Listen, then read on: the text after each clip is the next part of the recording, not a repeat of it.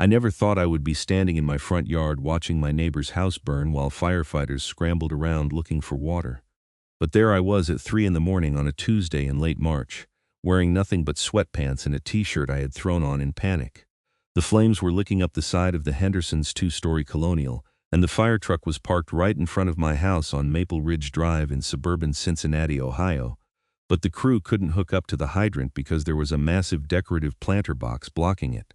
Not just any planter box, but one that the Pleasant Valley Hills Homeowners Association had installed 2 weeks prior as part of their neighborhood beautification initiative. My name is Nathan Zimmerman, and I had complained about that planter box the day they put it in. I am a 34-year-old software engineer who works from home most days, and I had been outside getting my mail when the landscaping crew showed up with this enormous wooden structure filled with petunias and ornamental grasses. The thing was at least 6 feet long and 3 feet wide, positioned directly in front of the only fire hydrant on our side of Maple Ridge Drive for 3 blocks in either direction. I had walked right up to the crew foreman and asked him if he realized he was blocking emergency access. He just shrugged and showed me the work order from the HOA. I took a picture of it with my phone and immediately sent an email to the HOA board expressing my concerns. The response I got back from Brenda Patterson, the HOA president, was dismissive at best. She informed me that the beautification committee had carefully planned all the installations and that the planter was positioned according to city code, which required a 3-foot clearance from the hydrant itself. Technically, she was right. The planter did not touch the hydrant, but what she failed to understand, or more likely refused to acknowledge, was that you need more than 3 feet of clearance to actually hook up hoses and operate the equipment during an emergency.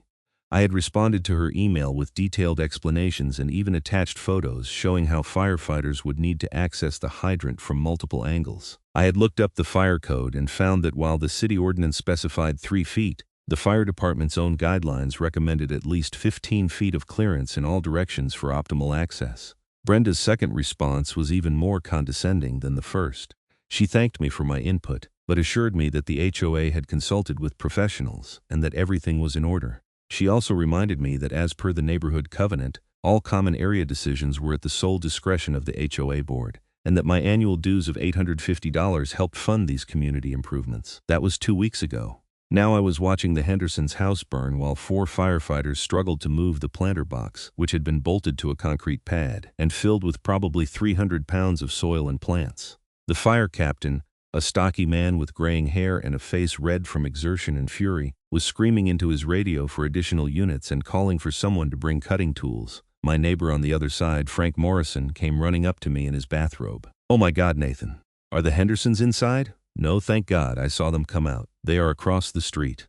I pointed to where Tom and Lisa Henderson were standing with their 2 kids, all of them wrapped in blankets someone had brought out, watching their home being consumed by flames.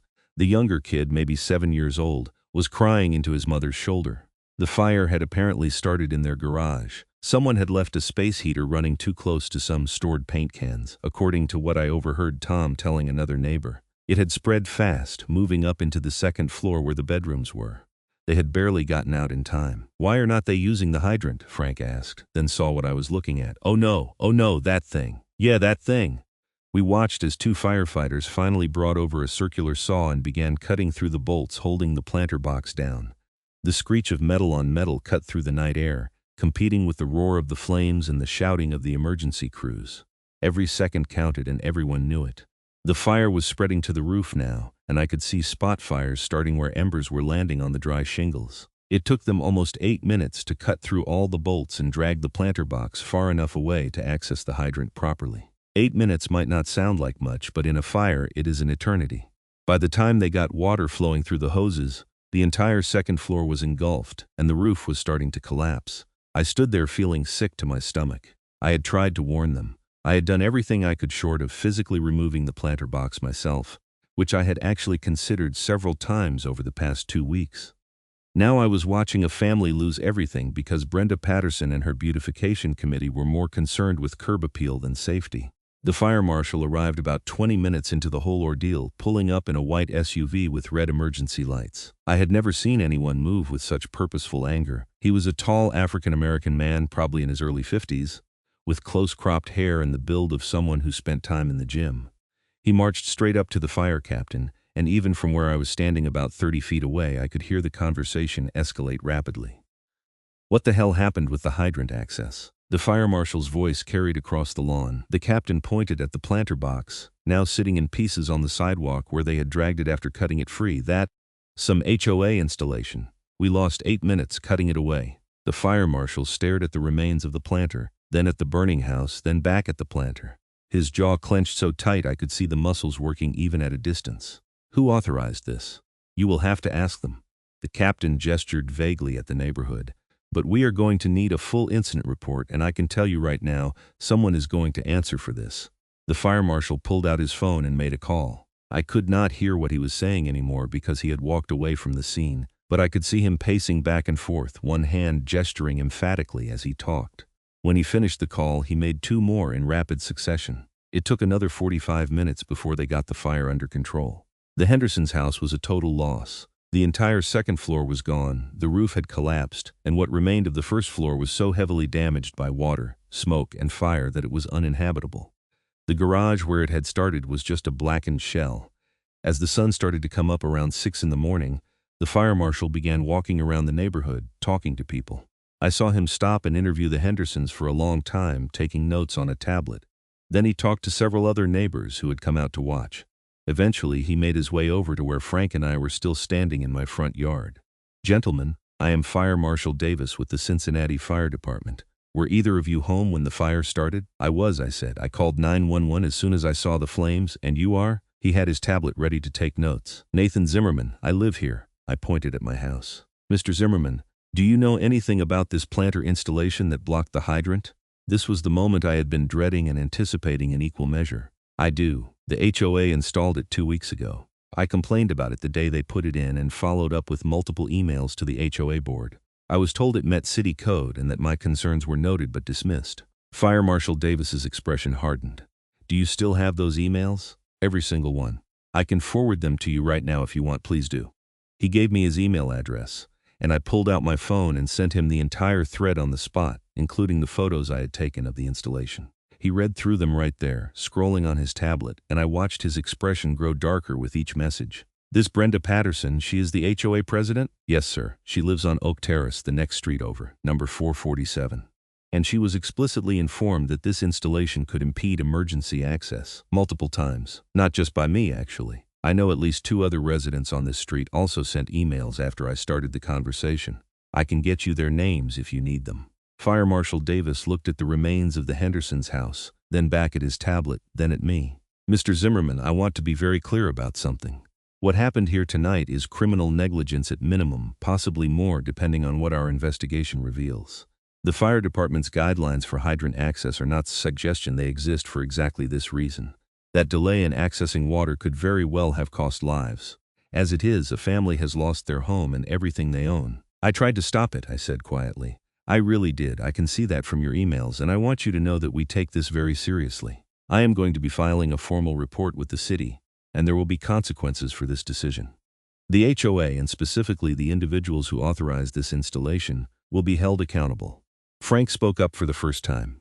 What kind of consequences are we talking about?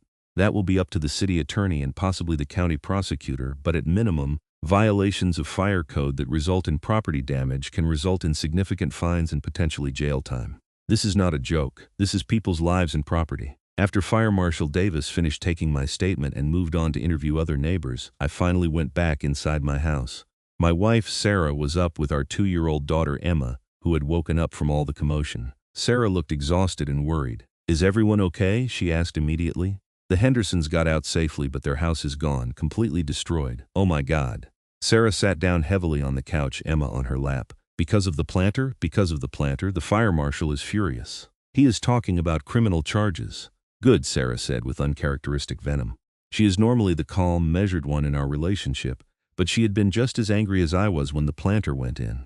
She is a pediatric nurse and has seen enough preventable tragedies in her career to have zero patience for willful negligence. Someone needs to be held responsible for this. I did not go to work that day. I am fortunate that my job as a senior developer at a tech company offers flexibility, and I just sent a message to my team lead explaining the situation.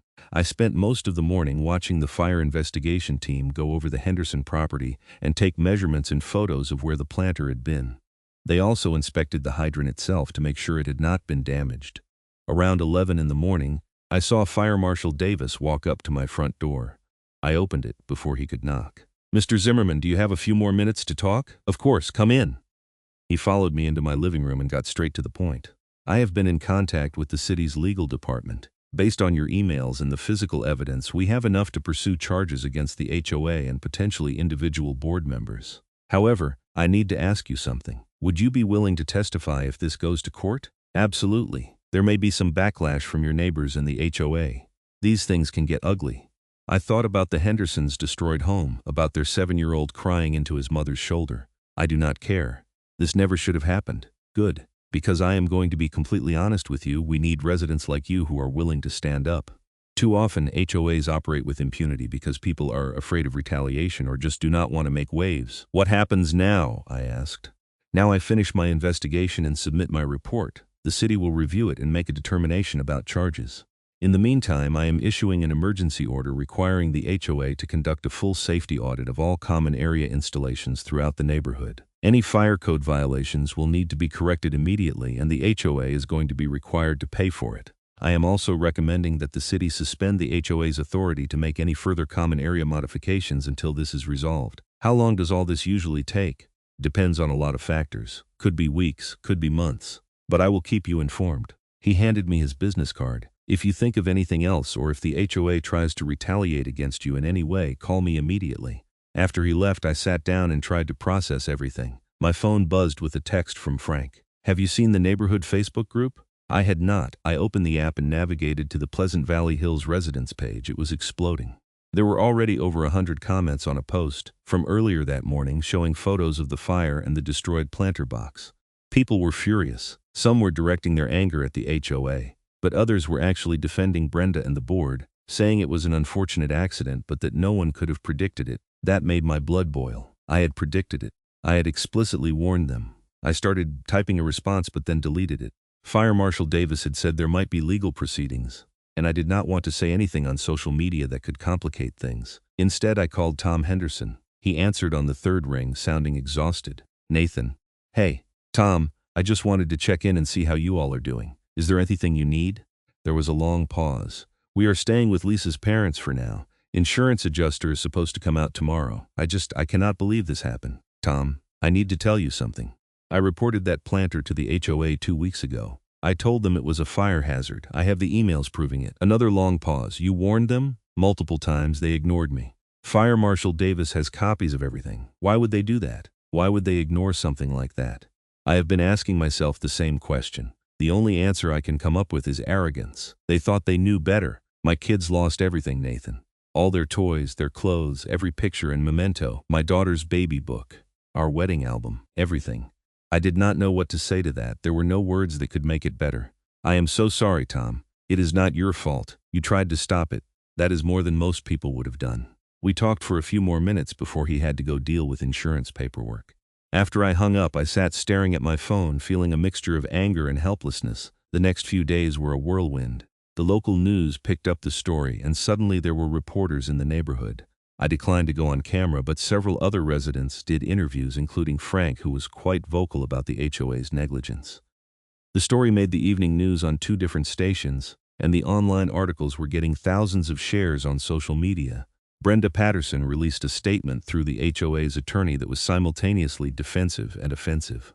It claimed that the planter installation had been done in accordance with all applicable city codes, and that the HOA deeply regretted the Henderson family's loss but could not be held responsible for an unforeseeable tragedy. There was no mention of my emails or warnings, no acknowledgement that they had been explicitly told this was a problem.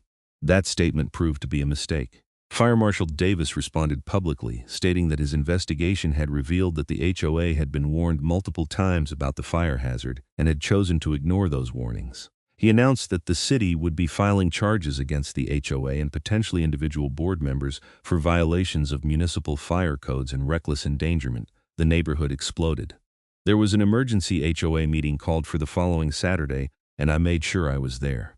The meeting was held in the community clubhouse, a modest building near the neighborhood entrance that usually hosted birthday parties and book clubs.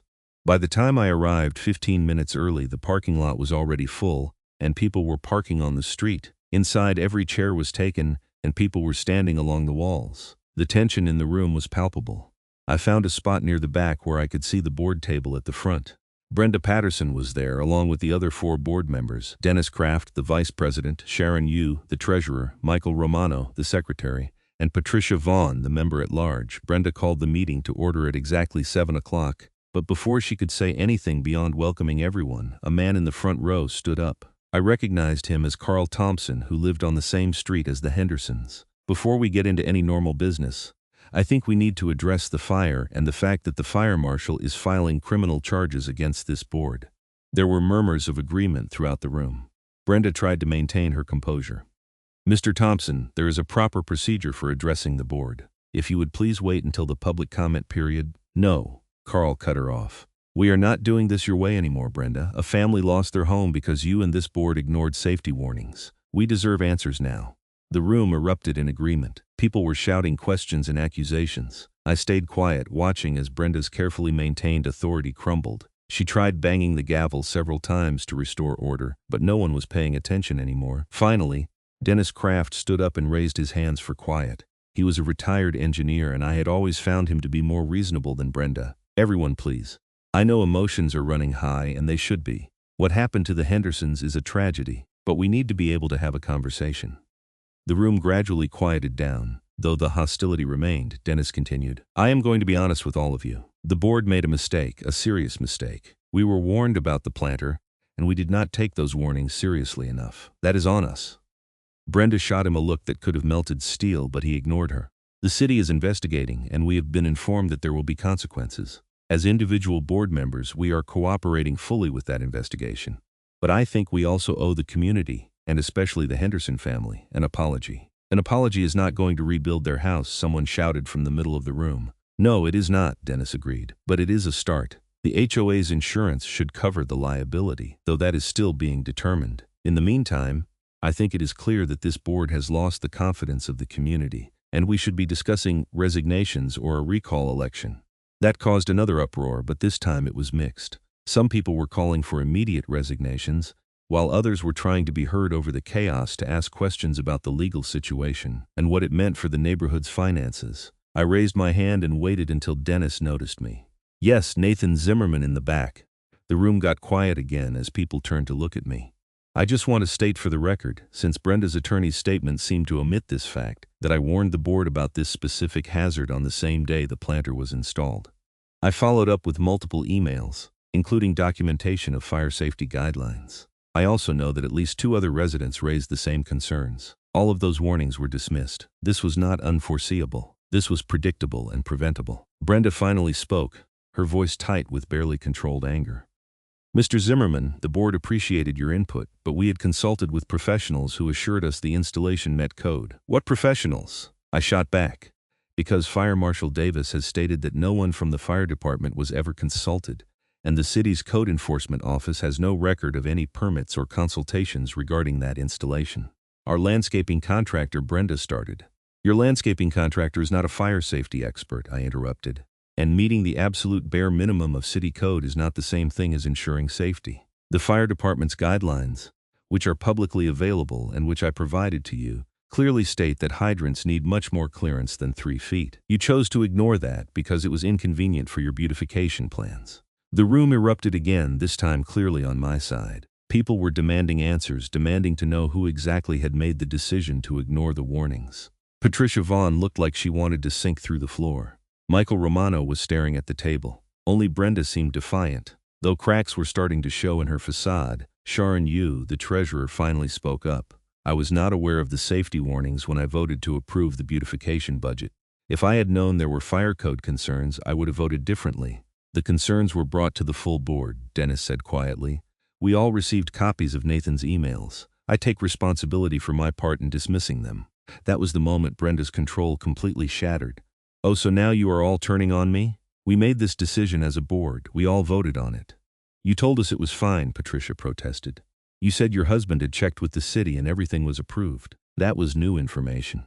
Your husband works for the city, I asked. Brenda glared at me. He works in the Parks Department. He has experience with municipal codes. The Parks Department is not the fire department, someone else pointed out. The meeting devolved from there, It became clear that Brenda had pushed the beautification initiative through and had downplayed or outright hidden the safety concerns from the rest of the board. By the end of the 2-hour meeting, Dennis, Sharon, Michael, and Patricia had all announced their resignations, effective immediately. Brenda refused to resign, insisting she had done nothing wrong and that she would fight the charges. I left the meeting feeling drained. Frank caught up with me in the parking lot. Well, that was something. That is one word for it. Do you think she will actually face criminal charges? I hope so. What happened to the Hendersons is not just a mistake, it is negligence. The following week, Fire Marshal Davis called to let me know that the city attorney's office had decided to file charges. Brenda Patterson was being charged with multiple violations of municipal fire codes and 1 count of reckless endangerment. The HOA as an entity was also being charged and fined. The maximum penalty for the charges Brenda faced was up to 6 months in jail and $10,000 in fines, though Davis acknowledged that actual jail time was unlikely for a first offense unless there were aggravating circumstances. What about the Hendersons? I asked. Are they being taken care of?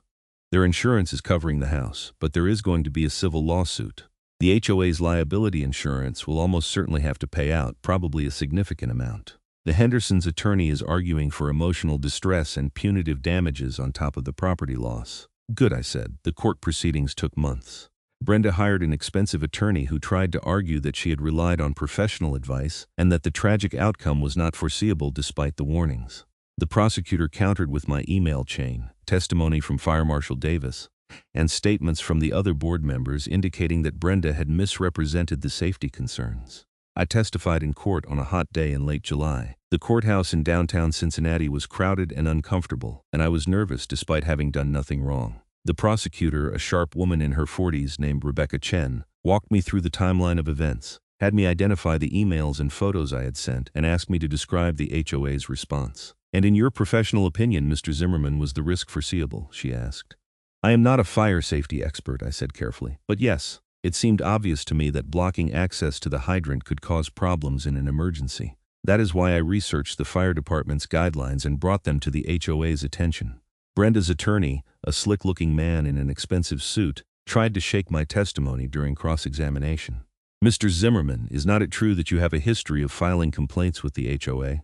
I have filed complaints when I saw violations of the neighborhood covenant or safety concerns. Yes. How many complaints would you say you have filed in the past 3 years? I do not know the exact number, maybe 5 or 6. So you have a pattern of being, shall we say, a difficult resident?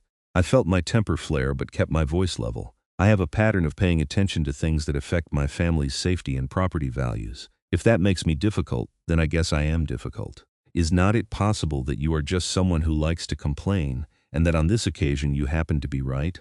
The fire marshal seems to think my concerns were valid. So did the other residents who complained, so I do not think this was just me being difficult. The attorney tried a few more angles, but I had the truth on my side, and he could not shake it. After I was dismissed, I sat in the gallery and watched the rest of the proceedings. Fire Marshal Davis's testimony was particularly damning. He walked the jury through the fire safety standards, explained exactly how the planter had impeded the firefighters' response, and stated unequivocally that in his professional opinion, the delay had significantly worsened the damage to the Henderson home. In your experience, Fire Marshal Davis, what would the outcome have been if the hydrant had been accessible? Rebecca Chen asked. It is impossible to say with complete certainty, but based on the timeline and the progression of the fire, if we had been able to access the hydrant immediately, we likely would have been able to contain the fire to the garage and possibly part of the first floor. The family probably would have been able to salvage most of their belongings and the structure would have been repairable. And instead the house is a total loss. The jury deliberated for less than 4 hours. They found Brenda Patterson guilty on all counts. The judge, a no-nonsense woman named Judge Martha Blackwell, was clearly unimpressed with Brenda's continued insistence that she had done nothing wrong. At sentencing 2 weeks later, Judge Blackwell gave Brenda 30 days in jail, to be served on weekends, 2 years probation, and $8,000 in fines. She also ordered Brenda to perform 200 hours of community service with the fire department's public education program. Ms. Patterson, the judge said sternly, you were given a position of trust and authority within your community. When residents brought legitimate safety concerns to your attention, you dismissed them out of hand. Your arrogance and unwillingness to admit you might be wrong resulted in a family losing their home and everything they owned. You are fortunate that no one was killed. This court takes public safety very seriously. And I hope this sentence sends a clear message that those in positions of authority will be held accountable when they endanger others through negligence. The HOA itself was fined $50,000 and placed under city supervision for 2 years, meaning any common area modifications would require approval from the city's code enforcement office. The neighborhood also voted to completely restructure the HOA's governing documents, implementing term limits, recall procedures, and requirements for safety reviews of all proposed projects. The civil lawsuit took longer to resolve, but eventually the HOA's insurance company settled with the Hendersons for $400, plus the full cost of rebuilding their home to exact specifications. Tom told me later that while no amount of money could replace the sentimental items they had lost, the settlement at least allowed them to rebuild without financial stress and gave them some compensation for what they had been through. By the time fall arrived, the Hendersons' new house was under construction.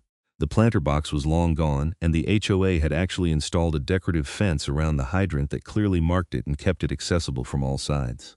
New board members had been elected, and Frank Morrison had actually agreed to serve as president. His first act was to establish a safety committee that would review all proposed projects before they went to a vote. I was sitting on my front porch one evening in October, watching Emma play in the yard while Sarah grilled dinner, when Tom Henderson walked up. The construction on his house was nearly complete, and he had been stopping by more often to check on the progress. "Hey Nathan, got a minute?" "Sure, what is up?" He sat down on the porch steps. "I just wanted to say thank you. Lisa and I have been talking about everything that happened, and we realized that if you had not pushed back against that planter, if you had not documented everything and been willing to testify, Brenda probably would have gotten away with it. The city might not have taken it seriously. I just did what anyone should have done. But most people would not have. Most people would have complained once and then let it go. You kept pushing. You made sure there was accountability. Our house is gone, and that is horrible, but at least we are being made whole, and at least we know that this will not happen to anyone else because changes were made." I did not know what to say to that. I am sorry you guys had to go through all this. So am I. But I am grateful that someone was paying attention. He stood up and shook my hand. "Seriously, thank you." After he left, Sarah came over and sat next to me. "You did good, you know. It should not have happened in the first place." "No, it should not have. But when it did, you made sure the right people were held accountable. A lot of people would not have had the courage to do that, especially knowing they would have to live in the same neighborhood afterward." She was right about that last part. There had been some backlash. A few residents who were friends with Brenda had given me the cold shoulder for months. Someone had actually left a nasty note on my car calling me a snitch and saying I should mind my own business. But those people were in the minority. Most of the neighborhood understood that what had happened was unacceptable and that changes needed to be made. The fire marshal's office actually invited me to speak at a community safety event the following spring. They wanted me to talk about the importance of speaking up when you see safety hazards and not being intimidated by authorities or organizations that dismiss your concerns. I was nervous about doing public speaking, but Fire Marshal Davis convinced me it would be valuable. "You would be surprised how many people see something dangerous and say nothing because they do not want to cause trouble or they assume someone else is handling it," he told me. "Your story is a perfect example of why that attitude can be deadly." So I spoke at the event, held in a high school gymnasium in front of maybe 200 people.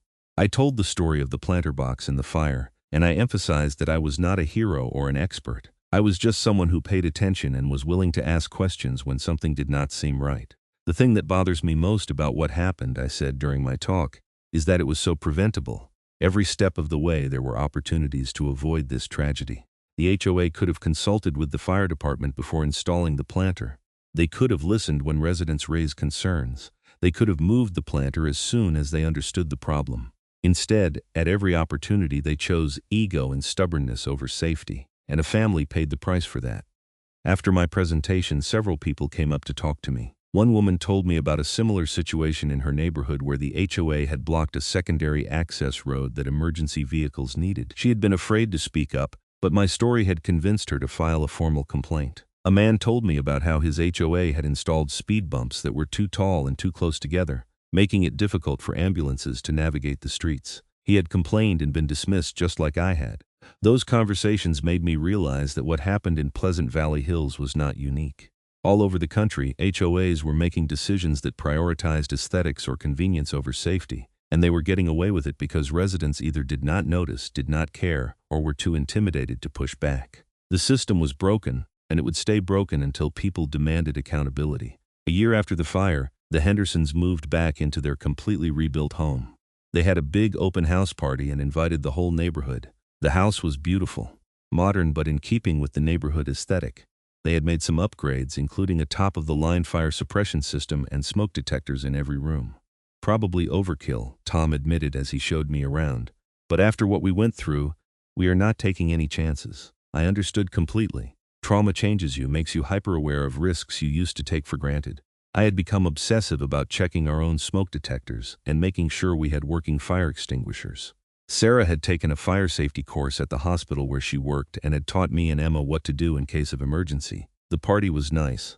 A chance for the neighborhood to come together and celebrate something positive after all the darkness of the previous year. Brenda Patterson did not attend, naturally. She had moved out of Pleasant Valley Hills shortly after completing her jail sentence and community service. Last I heard, she had relocated to a condo in Kentucky and wanted nothing to do with HOAs ever again. Frank, in his role as the new HOA president, gave a short speech at the party. I think we all learned something from what happened last year.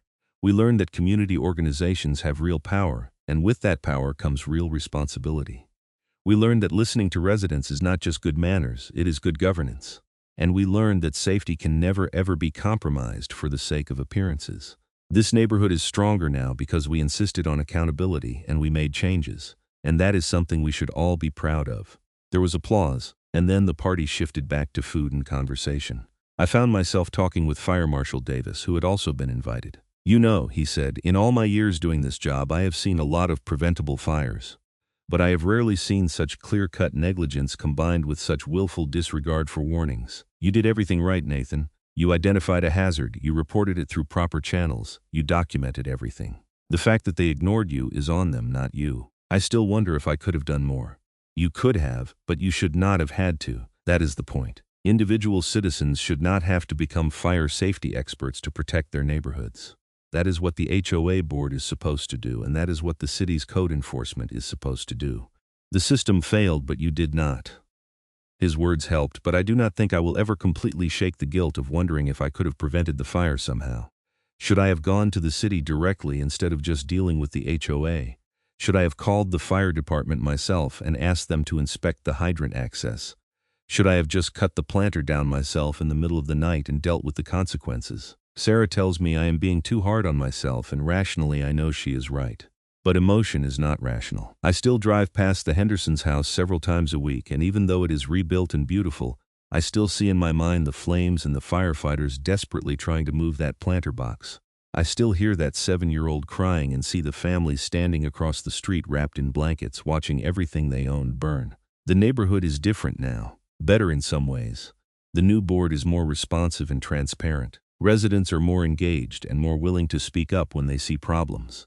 We had a safety audit done of the entire community, and several other hazards were identified and corrected. There are clearer procedures now for how projects get approved and who needs to be consulted. But there is also a wariness that was not there before. People are more suspicious of the HOA and its motives. There is less trust, more scrutiny. Board meetings that used to attract maybe 10 people now regularly have 50 or more attendees. Every proposed change gets picked apart and questioned.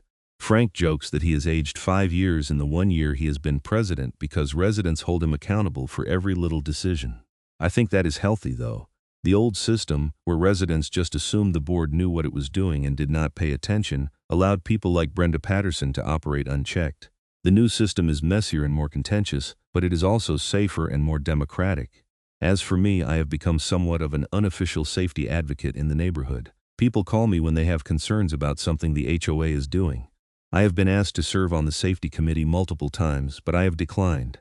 I do not want an official role. I just want to live in my house with my family and know that the people making decisions about our community are doing so responsibly. Emma is 4 now, and she does not remember the fire. When we drive past the Hendersons' house, she sometimes asks why it looks newer than the other houses, and Sarah and I have told her age-appropriate versions of what happened. When she is older, we will tell her the whole story. We will teach her that standing up for what is right is not always easy or comfortable, but it is necessary. I got an email last month from a man in Phoenix who had read about our situation in a news article that went viral. His HOA was proposing to install decorative bollards around a fire hydrant in his neighborhood, and he wanted advice on how to fight it. I spent an hour on the phone with him, walking him through the process of filing complaints, who to contact at the fire department, and how to document everything. The key, I told him, is to be persistent and to keep records of everything. Do not just complain verbally, put it in writing, take pictures. Forward the fire department's guidelines to the HOA. Make it impossible for them to claim they did not know. And if they still will not listen, go to the city directly. Go to the fire marshal, make noise. He thanked me profusely and promised to keep me updated.